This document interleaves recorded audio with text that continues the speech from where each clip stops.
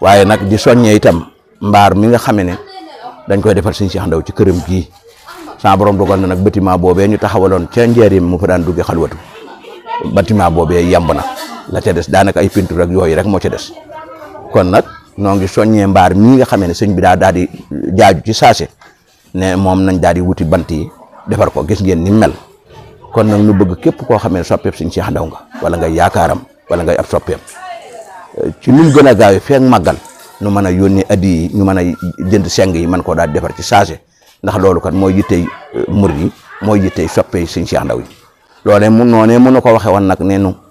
sama kër gii ci njaarim ngeen xool ko te ñii ma def ci seen kër yi àjjana ngeen gis ko mu won ma loola jas ran ma gis ko loolee nag laa ne di soññ kër yooyee dara bañ leen ci ump ëllëg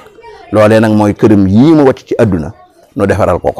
ba ku fi ñëw man fee suturaw man fee jàng man fee jaamu yàlla loolu daal mooy li nga xam ne sama borom dogal na dama ne woon naa ko soññee ngir nag mbaar mi gis ngeen lii mu mel te aaju woo seng yi nag jàpp ndeegul sëñ bee wax nag ne balaa magal ne lépp jàpp di kon nag képp koo xam ne mën ngaa jaayante seng yëpp jaayante ko xool nag diggante fii ak magal wala lu weesu magal nga xool sa yitte wala sa la nga bëgg sama borom defal la ko ci nu mu gën a gaawee